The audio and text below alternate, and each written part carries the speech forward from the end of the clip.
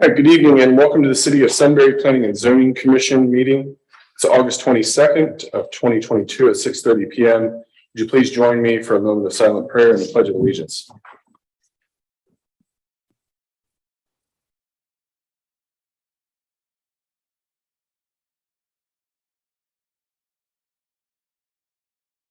Amen. I pledge allegiance to the flag of the United States of America and to the republic for which it stands, one nation, under God, indivisible, with liberty and justice for all. All right, roll call, please. Mayor St. John. Here. Mr. Gokenauer. Here. Mrs. Cooper. Here. Mr. Lawrence. Here. Mr. Riva. And Mrs. Miller. Yes. All present, you have a quorum. All right. The first item we're going to hear on the agenda is the preliminary plat for Eagle Creek. MS Consultants on behalf of Pulte Homes, Ohio, has submitted a preliminary plat, preliminary plan, and landscape plan for the Eagle Creek subdivision located along 3Bs and a K road. Does the applicant wish to start with opening comments? Hey, Jim, could you just click on that microphone? That's one thing I didn't get done. Thank you. Good evening. My name is Jim Hills of Pulte Homes. With me is Benson Vita with MS Consultants. A couple comments real quickly. As you know, our preliminary plat is in front of you this evening. We appreciate your consideration. We received the staff report last week and have provided response comments back to the city on plans as well as written comments. From our perspective, most of the comments were cleanup and we updated plans to reflect the comments and changes requested. Just to refresh your memory real quickly, the site's located on the east side of 3Bs and a K road and backs up to 71. There are 232 single family home sites and we have it with 5 phases. 36% of the site is open space and there's a central park. The central park has 2 shelters that are with an active recreation field in the middle and a playground structure. And the open space connects from the front of the site to the large open space that along the east side of the site, border 71. The open space will be owned and maintained by the Homeowners Association. There are 3 stub streets that connect to adjoining properties. So I guess with that, we're more than happy to answer any questions now or after the staff report. And we would respectfully request your consideration for approval, obviously contingent on final engineering and meeting those stipulations that were in the staff report. Okay, thank you. Thank you. Mr. Hall, did you want to review anything related to the responses or the comments we provided? I can go over the plan review memo that we prepared. As the applicant just mentioned, some general things about the site. 68 acres, 232 single family residential lots, gross densities 2.73 units per acre. That was all approved during the rezoning process. All streets are 28 feet. Back a curb, which meets our spec for local street width with a 50-foot right-of-way. Sidewalks are provided throughout. In addition, there is some 8-foot shared youth paths. Lots of open space on this particular development.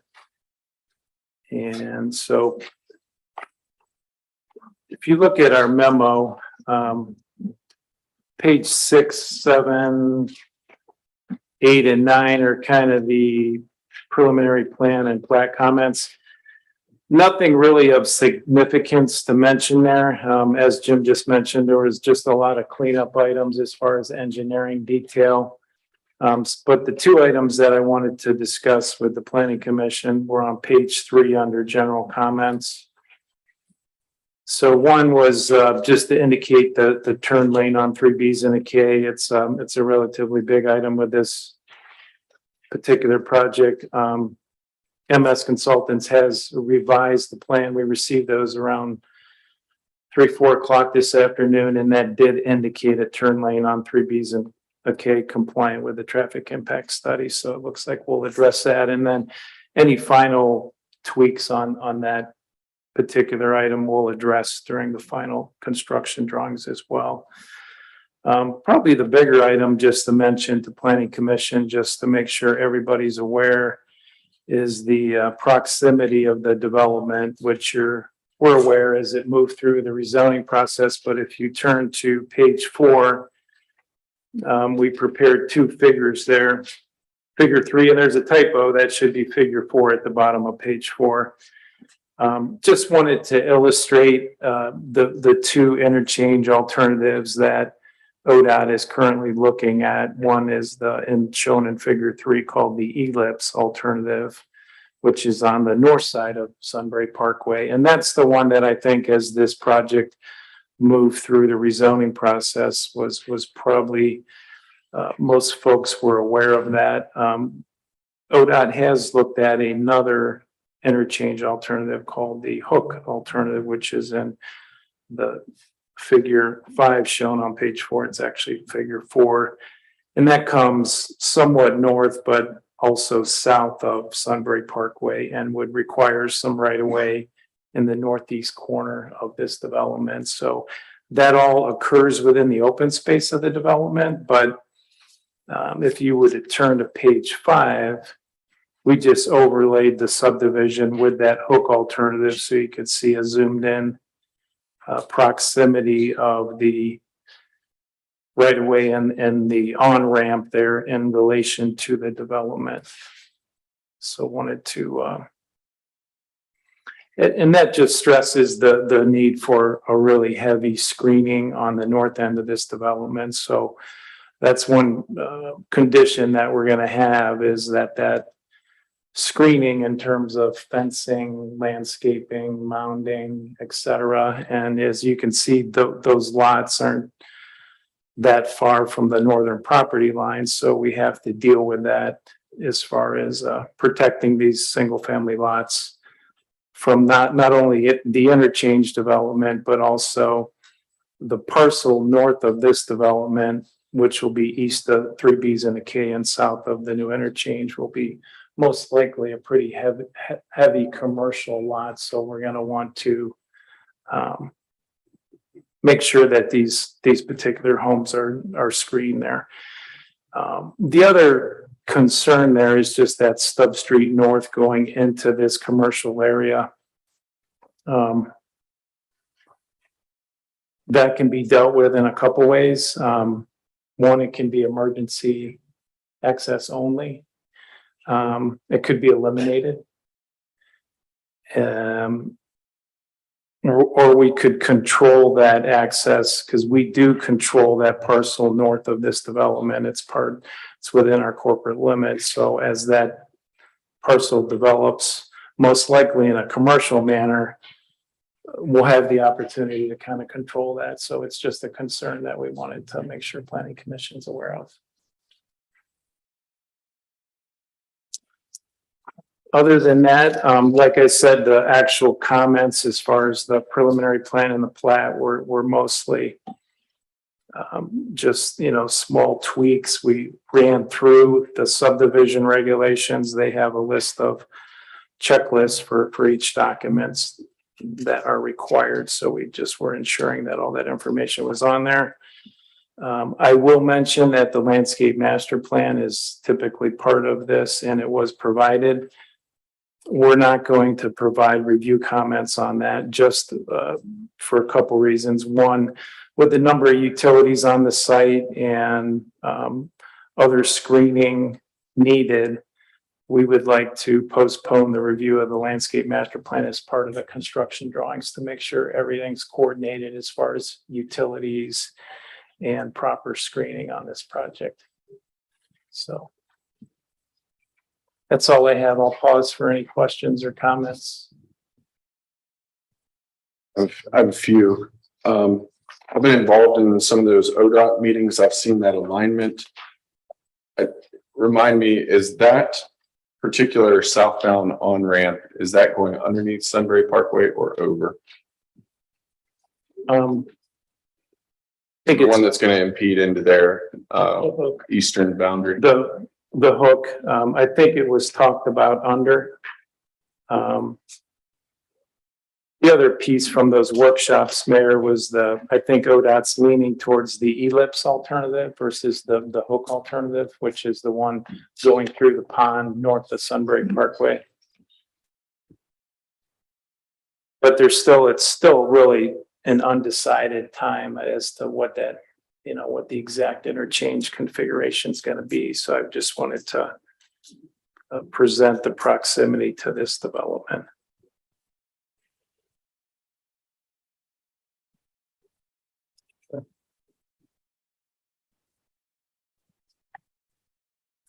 On the access drive, actually the road that goes to the north and terminates into the property to the north, what would be do we need to make a decision today on how we address that? Right. Or what would your recommendation be? I think we could have a conditional approval and address that as part of, because we're still going to have construction drawing approval and the final plat approval. And if we collectively decide, to eliminate it and just make those lots, that's an option if we decide emergency access, or if we decide that we're going to control that through that commercial zone in some way. As far as access to this, with this number of lots, there's just the one access onto 3Bs and a K. There's 2 street stubs south. And, timing on those south streets connection to 3Bs and a K, unknown. The one north is unknown as well. So really all we have at this time is that one. So we're going to want to be careful with providing enough access, but I'm just expressing a concern about the connection to that commercial area, because it's going to be interstate commercial directly adjacent to a single family area. So we're going to want to control that. But I think that we can work with Pulte Homes and address it during the construction drawing final plat stage. The one thing that caught my ear when you were saying it is eliminate the access. The only thing I would say on that is we only have what I would call temporary secondary access north of the detention pond on the west side. I know that's a big focus area for the fire department. For them I think there was even a limit on the number of homes that they could build before they would have that northern connection. I want to say it was something like 30 lots. Right. So if they were connecting to the south, north somewhere, we've got to allow them to build out. We've got to figure out another way for them to access the property. Okay. I agree. Yes. That's all the comments I have on my memo. Thank you. Any comments from the commission? Wes, what I think I heard you say is if we were to go forward with an approval would the motion would be approving without the landscape plan that would be reviewed during final construction drawings. Right. And all other aspects of the plan we would be motioning to approve pending engineering and legal review. Right. Yes. Okay. Any comments from the commission on this? Okay, I'd like to make that motion. Awesome. Second by Rick Riva. Discussion. Roll call. Mrs. Cooper, Yes. Mr. Lawrence, Yes. Mr. Riva, Yes. Mrs. Miller, Yes. Mayor St. John, Yes.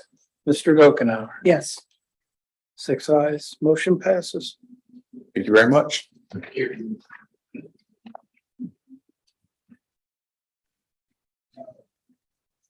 It looked just like a vacant farm field when you see it from the overview, but there's quite a few challenges, aren't there? All right, we're on to the next issue on the agenda. It's a certificate of use home occupation. Alan Davis, owner of Patriot Tactical LLC, has submitted an application to operate a home business in the Sunbury Meadows subdivision. Do we have Mr. Davis here tonight? Yes, sir. Hello, would you like to come up to the microphone and tell us what you'd like to do? State your name and address, please. Yes, sir. Okay, here. Yes, my name is Alan Davis. We are now residing at 808 Peacock Drive here in Sunbury, Ohio. And so what is it you would like to do? We do have the packet of material and some of the email exchanges you've had with staff, but in general, just tell us a little bit about yourself and what you'd like to do. Yes, sir. So I'm a retired officer. I went to Toledo Police Academy, graduated from there, I think it was 2000. Went to work for Dessler Police in Henry County. I also worked at the same time, I was a part-time officer. I worked for the Lucas County Court of Common Pleas, where I helped with court transports, lockups, med transports. I also worked as a close protection officer, CPO, aka bodyguard. So I did that for a number of years. Got out of law enforcement and went into corporate America. Worked as an executive for Spread, account executive, selling telecom and managing and hiring for about 10 years. I'm a distinguished expert marksman. Always been pretty good at shooting. So got back into it. My wife doesn't like guns though, so she's got to help me back from it. So I got back into it and left corporate world and started Patriot Tactical about 3 years ago. So a home-based business back where I lived in Columbus, Ohio. And what we do is we specialize in parts like slides, custom slides, and barrels, triggers, different things such as that. Most of our customers are law enforcement, active and retired, SWAT, and the spec ops community. So we sell to them, and basically these are people that are pretty well versed in firearms. So they take the parts and assemble to what they need, usually for competition shooting, which I compete as well, and also hunting. Some of them will use it for off-duty carry, CCW. Okay. All right. Well, first, thanks for your service. Sounds like you're still making a contribution even after retirement. And and I also want to say thanks for coming through the process to get the occupancy permit to operate a business. So we do thank you for that.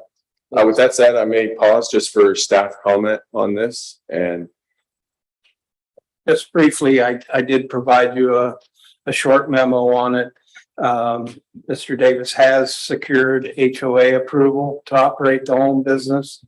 I also exchanged emails, let Chief Howard know that you were going to be discussing this application, and I believe I included his email, which is they did not have any issues with the application.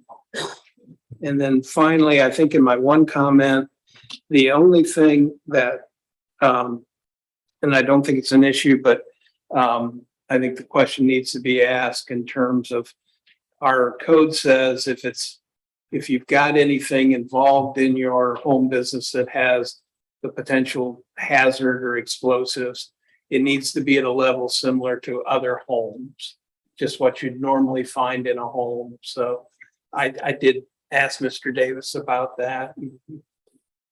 How did you, I forget, well, I don't want to paraphrase how you responded to the question of the ammunition and how much you might be there versus a regular home.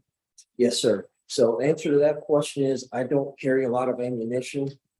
Can't afford it. Pretty expensive for one, even wholesale. I do not sell ammunition just due to certain, states' laws and things going on. Micro stamping is coming in some of the different areas of the United States. I think New York is one of them. So I just steered clear of that whole thing. Certain things when I first started, I spoke with and became friends with the ATF, and kind of asked them, "What's your opinion? Where do you think I should go with this?" Some of his recommendations were stay away from P80, polymer 80s, and stay away from selling ammunition. And I took his advice. So the ammunition I have on hand is usually around no more than 2,000 to 3,000 rounds. the ammo that's on hand is mostly for, it's for testing. As I'm assembling, parts or weapons or, testing things that we've designed for operation. I also, compete as well and have the time, or for promotional videos, which we use for YouTube or social media. So, about 2,000 to 3,000 rounds. I think currently I have about 10 firearms. So it's no more than, because we don't sell firearms. We don't sell serialized parts, just the non-serialized that will go on the frames, and then optics, things such as that. So there will be no firearm sales. There will be no firearm sales at the location. But I did, when the ATF agent saw some of the things that I could build, he actually thought maybe I should get my manufacturing license to where I can actually build at some point. So that might be where we go in the future, but currently it's just non-serialized components. Any questions? Make a motion to approve. I actually have a couple of questions, just a couple minor things. Sure. You said everything usually comes by mail, so how many deliveries a day do you usually see would come to your house or anything? Oh, Pretty average. on average, maybe two. Really, it's about one a day. I mean, it's I have vendors mostly in Florida and Colorado. Let's see here, where else? Oh, in Illinois, which is Xander's. But most of it comes all as one, part. Like it's just a big shipment that comes, and then that's it. Then I break it apart, separate it into the orders, and then ship them out. Okay. And the other thing is, as a business person, do you have a plan that your family knows of if you passed away, how to dissolve your business with all those parts and everything? Yes, ma'am. Yes, my wife will take over, basically, and I've trained her on a lot of the business. My wife is working towards her. She got one class left for her master's degree, and she's going to become a CPA. So she's going to have a master's in accountancy. So she does actually our books right now. And then, she's well versed in the business, and she does the taxes. And then, of course, the parts and what have you of the goods on hand.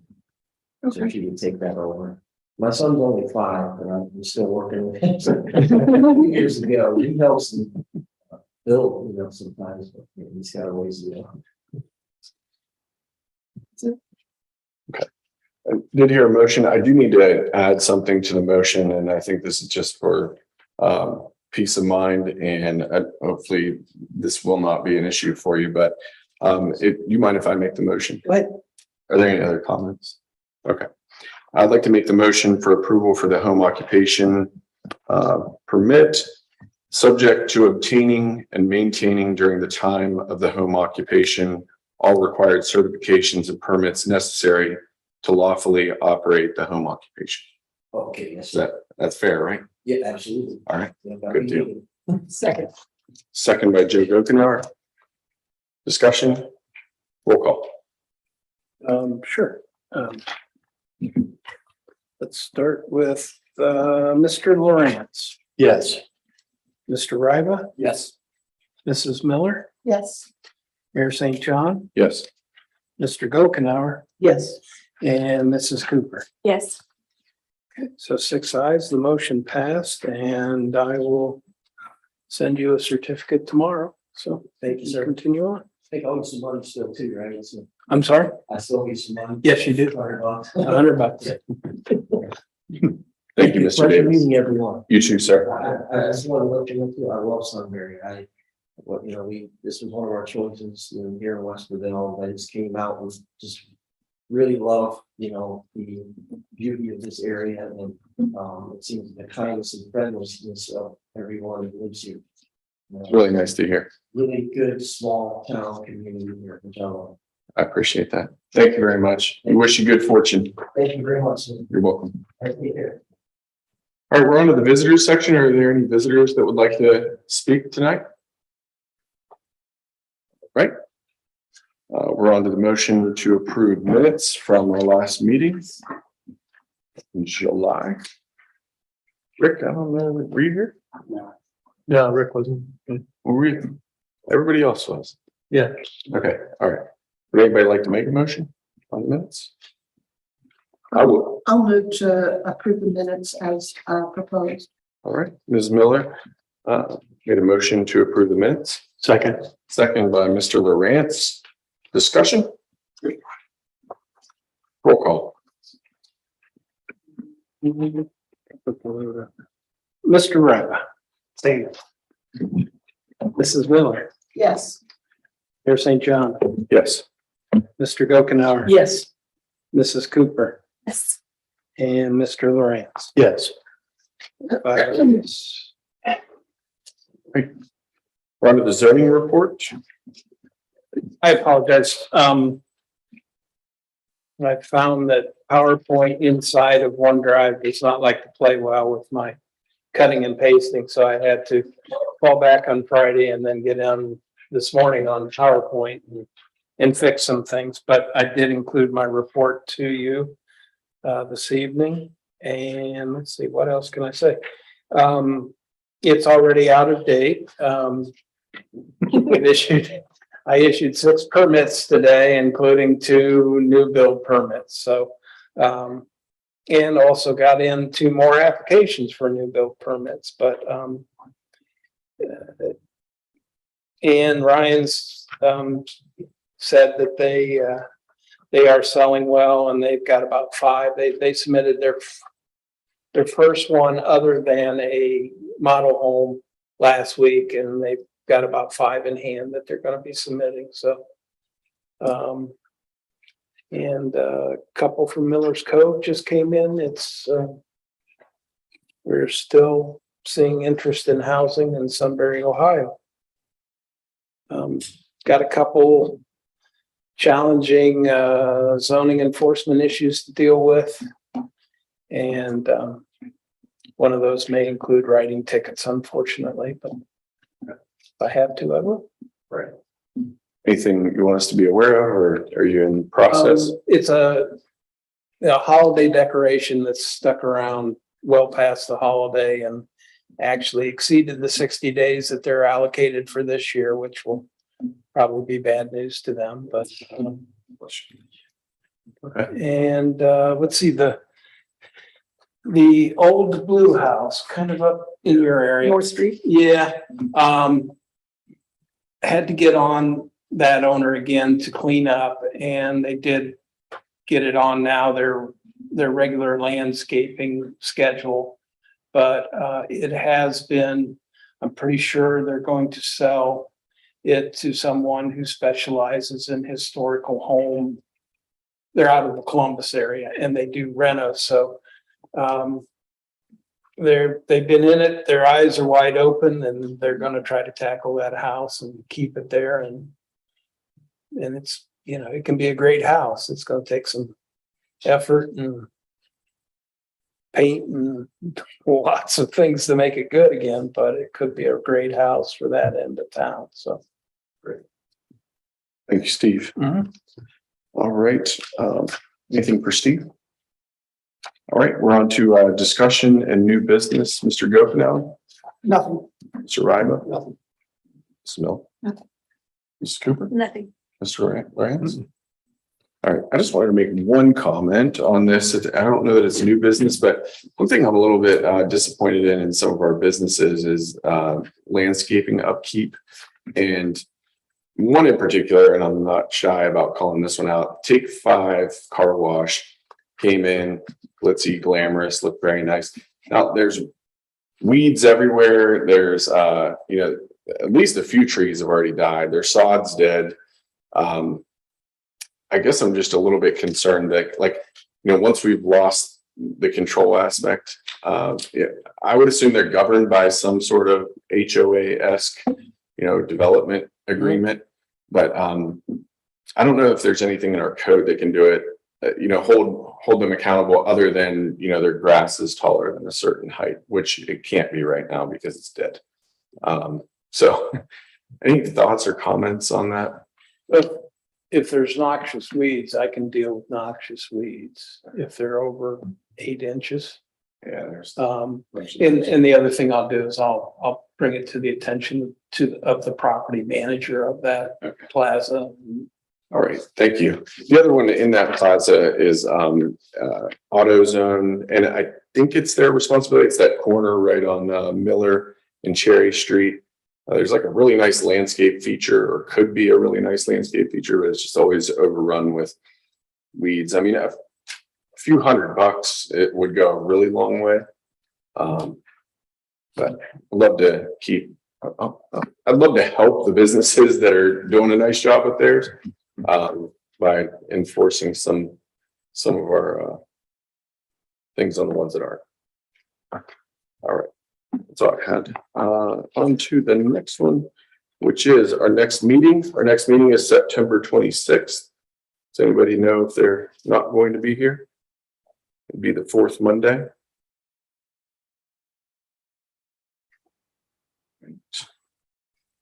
With that said, I'd like to make a motion to adjourn. Second by Rick Riba. Discussion. 31 minutes. Roll call. Let's start with Mrs. Miller, Yes. Mayor St. John, Yes. Mr. Okenauer, Yes. Mrs. Cooper, Yes. Mr. Lawrence, Yes. and Mr. Riva. Yes. Okay, some size, and you're adjourned at 7:01. Thank you. Thanks for all the free work you put into this.